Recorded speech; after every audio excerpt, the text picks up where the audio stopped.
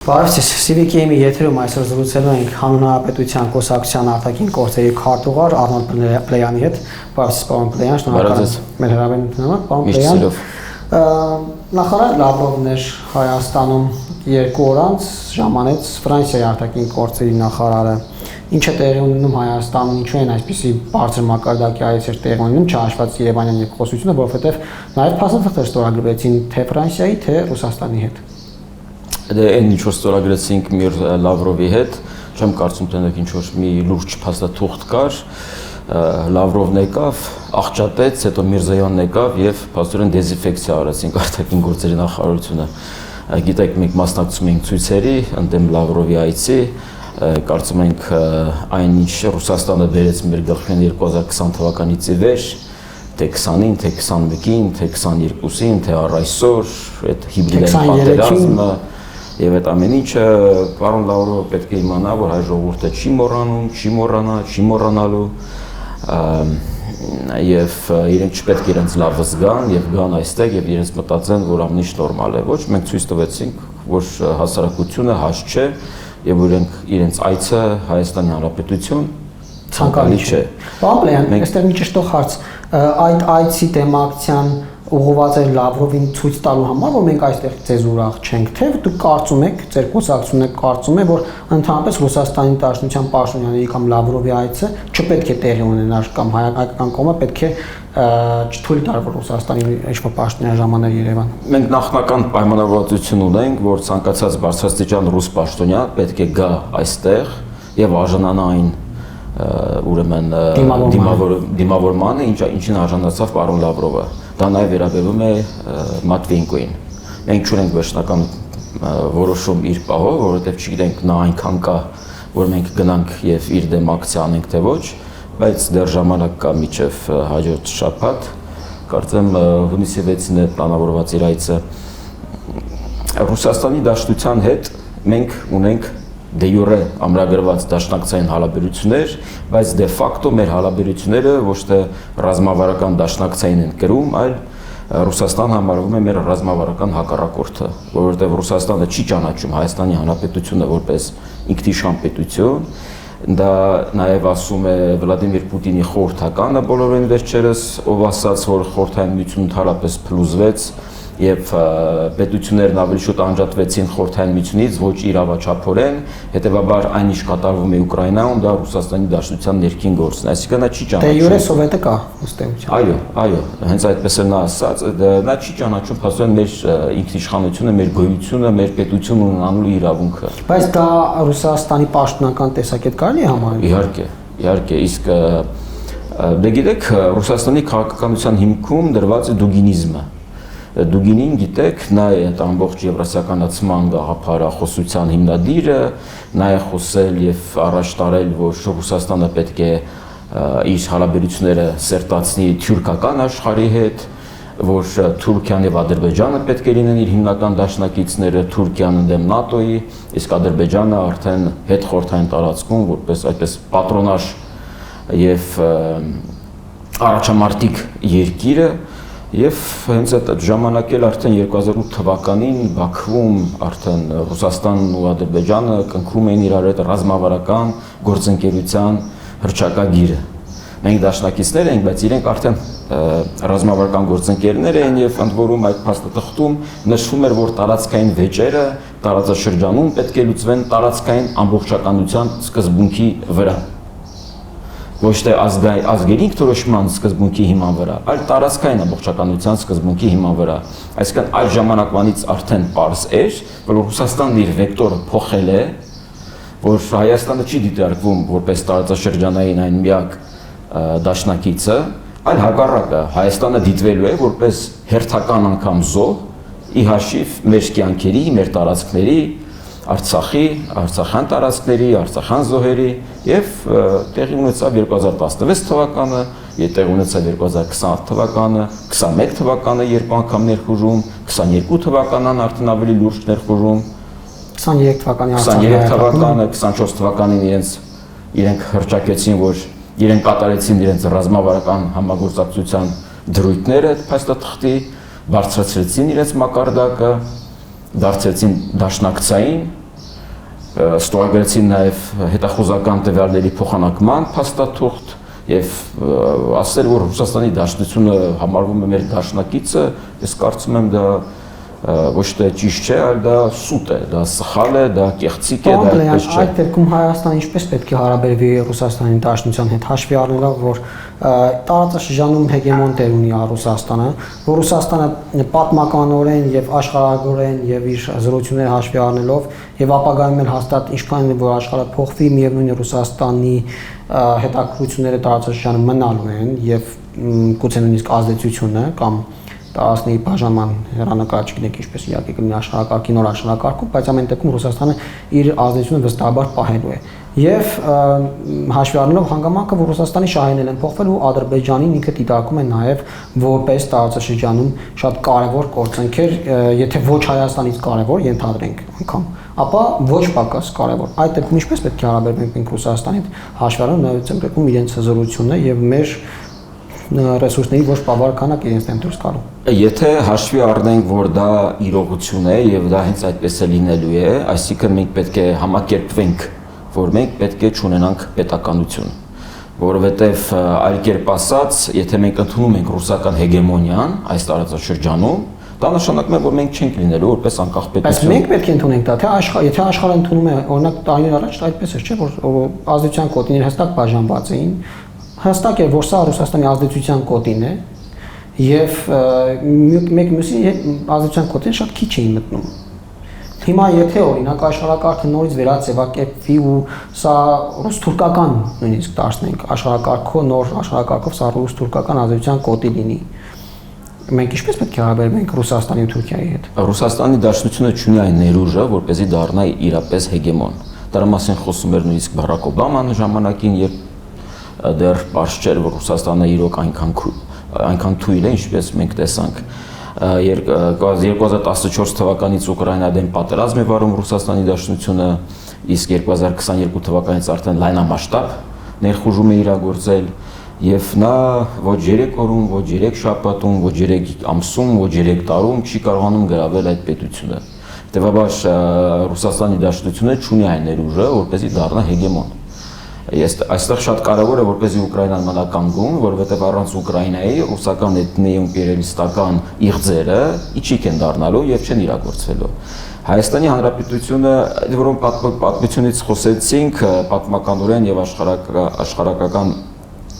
եթե հետընթաց նայենք, ապա այն երկրները, որոնք ժամանակին կարողացան պատերազմել են հիմնական Ռուսաստանի Դաշնության հարևաններից եւ կարողացան ազատվել, ձերբազատվել ռուսական լծից, այսօր իրենք ամուր են, ինքնիշխան, Ֆինլանդիան, Լեհաստանը, Բալթիկ երկրները, Բուլղարիան, Ռումինիան, բոլորը իրենք եղել են խնդիրներ ունեցել Ռուսաստանի հետ, ցարական Ռուսաստանի, բոլշևիկյան Ռուսաստանի, Ռուսաստանի Դաշնության հետ, այս կամ այն կերպ իրենք խնդիր են ունեցել կամ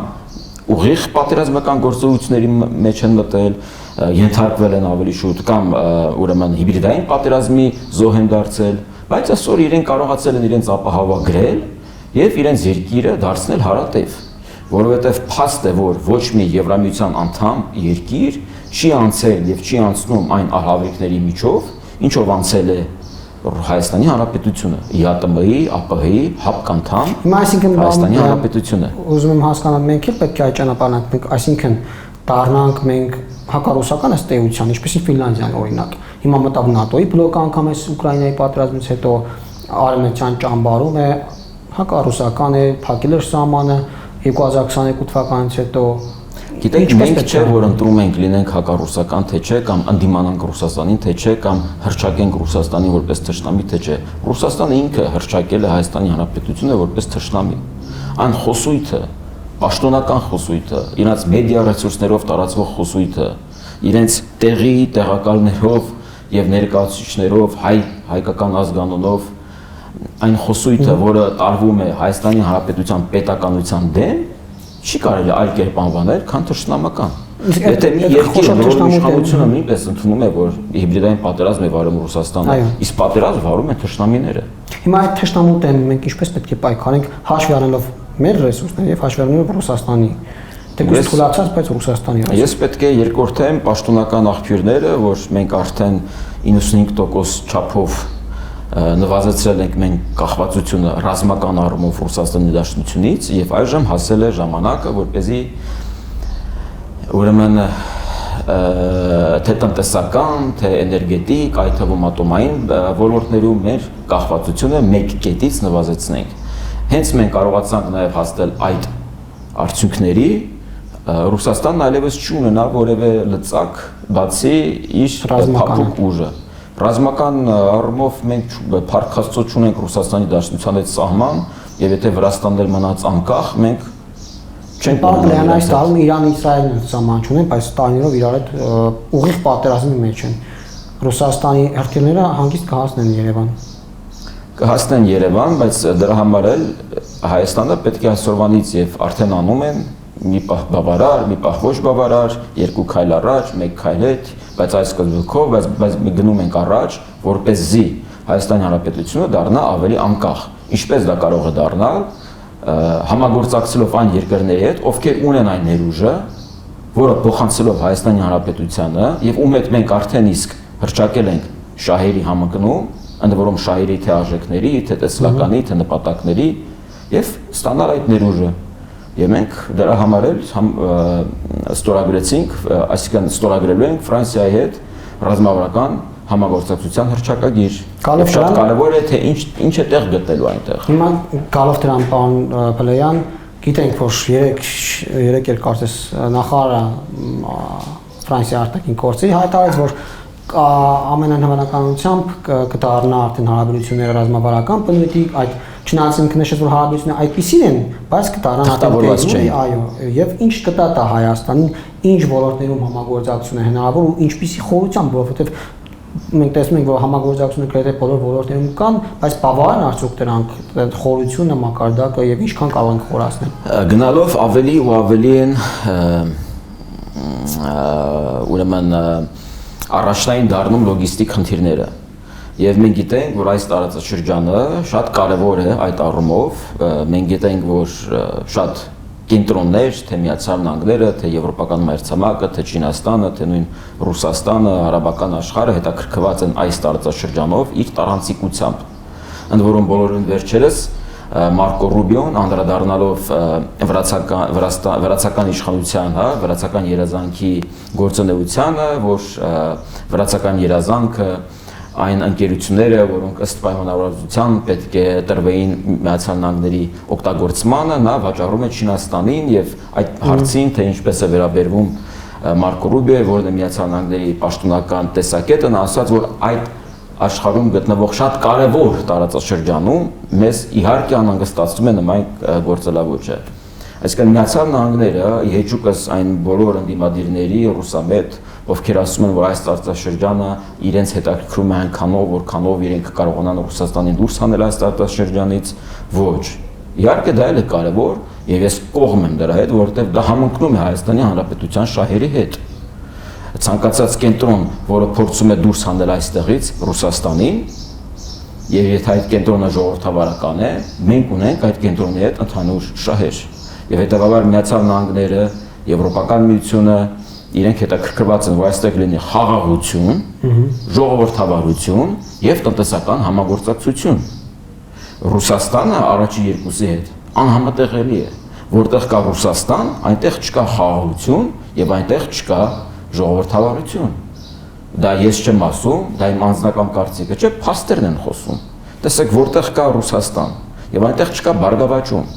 որ երկրներն են, որոնք դաշնակցում են Ռուսաստանի հետ եւ որտեղ կյանքը բարեկեցիկ է եւ Հայաստանի Հանրապետության քաղաքացիս դիցուկ եթե որոշել արտագաղթել եւ մտածում է գնա Լոնդոն, Վաշինգտոն, Փարիզ, թե գնա այդ դաշնակցող երկրների, չեմ ուզում աններ տամ չվիրավորելու համար, բայց այդ դաշնակցող երկրների մայրաքաղաքներից որևէ մեկը եւ որոշում կայացնի գնալու դա, եթե նա ունի այդ ընտրությունը անելու։ Պարոն Փլեյան, Ֆրանսիայի հետաքրքրությունները Հայաստանից ինչով է հետաքրքրված Ֆրանսիան Հայաստանի հետ հարաբերություններով։ Մենք ինչ ենք տան, մենք հասկանում ենք, ինչ կարող ենք ստանալ Ֆրանսիայից։ Ֆրանսիան ինչ կարող է ստանալ մեզանից, որովհետեւ գիտենք, որ շահերը միշտ էլ ընկած են նյութականի վրա կամ տարածքների վրա, չգիտեմ, ճանապարհների վրա եւ այլն։ Պետք է խոսեմ միջին-միջանցքից, որովհետեւ դրանից էր խոսում նաեւ Ջեյմս Օբրայենը Միացյալ Նահանգների նախորդ վարչակազմից, երբ ասում է շատ կարեւոր է որպեսզի խաղաղություն տիրի Հայաստանի եւ Ադրբեջանի միջեւ, որովհետեւ այդ միջին-միջանցքը, միջինասիական էներգակիրները պետք է գան այդ ուղիով, արդեն Վրաստանով կամ հենց Թուրքիայով կամ երկու ճանապարհով էլ գնան դեպի եվրոպական մերձամակ։ Եվ բոլորովին վերջերս մենք հիշում ենք Եվրոպական միությունը միջինասիական պետությունների հետ համատեղ կոնֆերանս հասկացրեցին եւ խոսում էին տնտեսական, լոգիստիկ հնարավորություններից եւ նաեւ բոլորովին վերջերս Ֆրանսիան ռազմավարական համագործակցություն ստորագրեց Ղազախստանի հետ, որը առանցքային դերակատարում ունի միջին-միջանցքի կտրվածքով։ Ահա այդ ձեր հարցի պատասխանը։ Սա պետք է լինի տնտեսական համագործակցության շրջանակ։ Սա է դիմադրում Ռուսաստանը, որովհետեւ իր պատկերացրած հյուսիս-հարավ ճանապարհը, տարանցիկ միջանցքը, դա հենց նույն Զանգեզուրյան միջանցքն է, իրեն ավելի շատ է դա պետք քան Ադրբեջանին, եւ իրենք ուզում են վերահսկեն, իրենք ուզում են որպեսզի այստեղ լինի դուրս չմնան, ինչ որ ներգրավվեն, բայց գիտեք, որ ոչ միայն դուրս չմնան, որպեսզի այլ ուժեր չներթափանցեն։ Տեսեք, բացի այդ երկու ճանապարհներից կա նաեւ Պարսից ծոց, Սև ծով միջանցքը, որը արդեն Հնդկաստանը, Իրանը, Հայաստանը, Վրաստանը եւ այսպես շարունակ կապում է, գիտեք, Բուլղարիա, Ռումինիա, մի խոսքով գնում գտնում են Եվրոպա։ Եվ այնտեղ նույնպես Ֆրանսիան շատ հետաքրքրված է, ինքնան նաեւ ներգրավված է այդ առումով եւ այստեղ շատ կարեւոր է որպեսզի Իրան Միացյալ Նահանգների երկխոսությունը ի վերջո հասնի Բաղդադի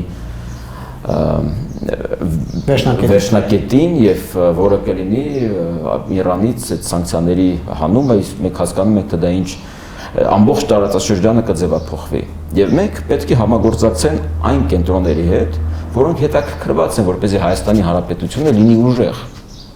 եւ այդ կենտրոնները խոսում են դրանից։ Իրանի դեսպանը քանից էս խոսել է, որ նա հետաքրքրված է որպեսզի Հայաստանի Հանրապետությունը լինի ինքնիշխան եւ անկախ։ Այդ իսկ պատճառով նա չի խոսել բացասաբար եվրադիտորդների ներկայությունից, նա չի խոսել բացասաբար Հայաստանի եւ Եվրոպական միության ուրեմն մերձեցումից, նա չի խոսել նույնիսկ նա չի դիմադրել հայ-ամերիկյան ռազմավարական խարտիային։ Պարոն Բլեյան, դուք խոսեցիք Օբրայենի մասին, երբ ինքը խոսել էր միջին-միջանցքի մասին, այս վարչակարգի ինչ դիրքորոշում ունի այդ հարցով։ Իրենք խոսել են քանիցս։ Մենք արդեն լսել ենք Վիտկոֆն է խոսել, Միացյալ Նահանգների նախագահի հատուկ ուրեմն ներկայացուցիչը հանձնակատարը Մարկո Ռուբիոն է քանիցս խոսել, իրենք խոսել են տնտեսական լոգիստիկ ենթակառուցվածքներից, իրենց շահերից եւ իրենց համար կարեւորը որպեսզի այստեղ լինի խաղաղություն եւ այստեղ լինի ժողովրդավարություն եւ տնտեսական համագործակցություն, որոնք այդ երեքը միասին կբերեն տարածաշրջանային բարգավաճման։ Իսկ որտեղ կա բարգավաճում, այնտեղ կա Միացյալ Նահանգներ, այնտեղ կան Եվրոպական միություն, որովհետեւ եթե չկա այդ երկուսը, այնտեղ կա քաոս, պատերազմ եւ այնտեղ կա Ռուսաստան, այնտեղ կան մնացած տերությունները, որոնք սնվում են այդպիսի քաոտիկ իրավիճակներից։ Հիմա պարոն Բլեյան, տեսեք, արևմուտքի մեջ էլ ամեն ինչ միանշանակ չի։ Միացյալ Նահանգների նախագահը հայտարարում է Եվրոպայի միության նկատմամբ ապրանքների ներմուծման 25% մաքսատուր ավելացնելու մասին եւ կարծես բանակցությունները միմյանց մեջ չեն ստացվում։ Համարյա նույն պատժամիջոց կոչված է, պատժամիջոցներն է կիրառում Եվրամիության դեմ, ինչպես օրինակ Չինաստանի։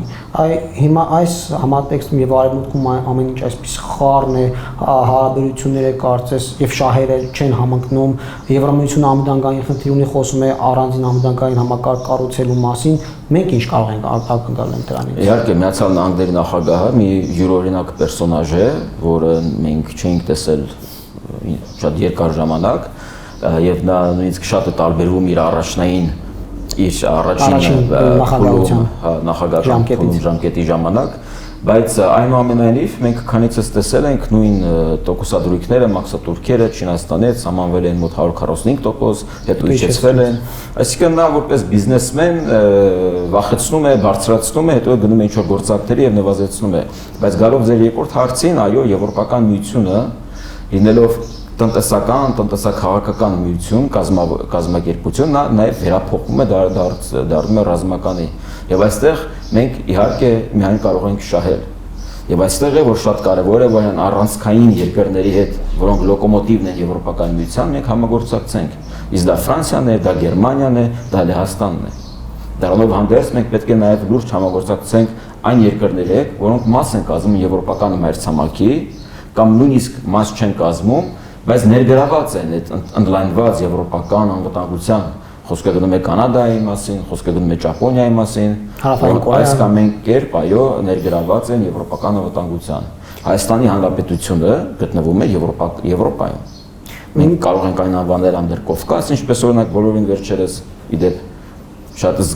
ցուցիչ խոսույթ է, միշտ անվանում են Հարավային Կովկաս, բոլորին վերջերս երբ Թուրքիայի արտաքին գործերի նախարարը ժամանում էր Ռուսաստան, այդ պաշտոնական հաղորդագրության մեջ իրենք անվանում են արդեն Զակավկազիա Անդրկովկաս տերմինը, իսկ իջեցրել են նշաձողը Ռուսաստանի Դաշնությունը։ Սա մեր համար ցուցիչ է, որ Ռուսաստանի Դաշնությունը չի դիտարկում այս տարածաշրջանը որպես անկախ, այդ երկրներն էլ չի դիտարկում։ Պարոն Բլեյան նաև Միացյալ Նահանգների փոխնախագահը խոսեց Հայաստան-Ադրբեջան հարաբերությունների մասին, խաղաղության պայմանագրի մասին, նշեց, որ մեսի չարեց կարծես թե Ադրբեջանին, որ իրենք հետևում են զարգացումներին եւ աշխատում են այն ուղղությամբ, որ խաղաղությունը ստորագրվի, որովհետեւ բացառիկ հնարավորություն կա խաղաղության հասնելու ու մատնանշեց Ադրբեջանի կողմից Հայաստանի նկատմամբ տարածքային էսկալացիայի հավանականության մասին, որքանով է դա հավանական ու ինչ քայլեր կարող է ձեռնարկել Միացյալ Նահանգները դա թույլ չտալու համար։ Գիտեք, այո, կա հավանականություն, որ Ադրբեջանը կարող է գնալ ռազմական ագրեսիայի, բայց գնալով այդ հավանականությունը հետզհետե նվազում է եւ այն հանգամանքը, որ շատ կենտրոններ հետաքրքրված չեն, որպեսզի այստեղ լինին բռնկումներ, որովհետեւ իրենք հետաքրքրված են տնտեսական պրոյեկտներով, իսկ որտեղ կա կոնֆլիկտ, այնտեղ չկա բիզնես, այնտեղ չկա տնտեսական համագործակցություն, հետեւաբար դա է պատճառը, որ առ այսօր Ադրբեջանը չի գնում նաեւ դա պատճառներից մեկն է, որ Ադրբեջանը չի գնում ռազմական գործողությունների։ Դա չի նշանակում, որ դա բացառված է, որովհետև մենք հասկանում ենք, որ շատ հարաբերող տարածաշրջանում ենք գտնվում, աշխարհում ենք գտնվում, եւ թե ինչ տեղի կունենա 1 ամսից 2 ամսից դժվար է կանխազգալ, բայց այնուամենայնիվ շատ հավանական է ես գնալով համարում, որ ի վերջո Հայաստանն ու Ադրբեջանը կարող են գնալ եւ խաղաղության համաձայնագիր ստորագրել ի հեճուկս իր կողմից, Ադրբեջանի կողմից այդ վերբալ պահանջների, որոնք տեղ չեն գտել 17 կետերում։ Այսինքն իհարկե դեպ այն Մարկո Ռուբիոն ինչ որ ասում է, որ իրենք փորձում են չթույլատրել ներխուժում Ադրբեջանի Հայաստան, դրանից խոսեց նաև Ֆրանսիայի արտաքին գործերի նախարարը Հայաստանում, բոլորը գիտեն դրան մասին, Հայաստանը նույնպես գիտի դրա մասին, քաղաքացիները նույնպես դրա մասին գիտեն եւ մեզ Միացյալ Նահանգների կամ Արևմուտքի քայլերը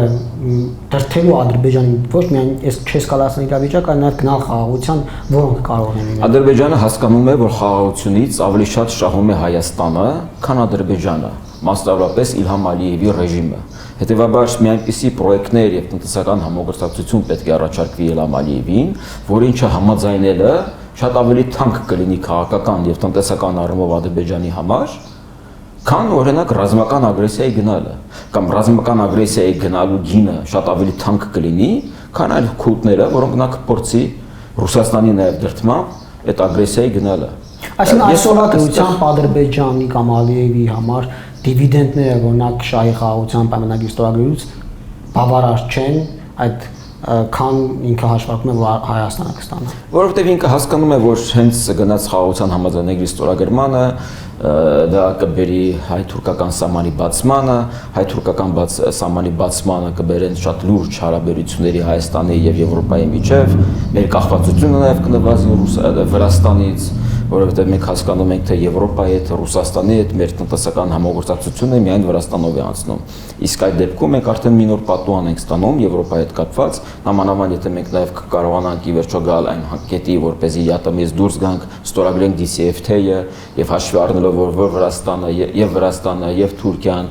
Եվրոպական միության տնտեսական գոտու մաս են, մենք այդտեղ իհարկե միության անդամ է նաև Եմեն։ Այո, եւ մենք դառնում ենք այդ ամենի շահառուն, իսկ Ադրբեջանը չի ուզում գնալ ժողովրդավարական ճանապարհով, որովհետեւ իրենք բռնատիրական հասարակարգ են, իրենք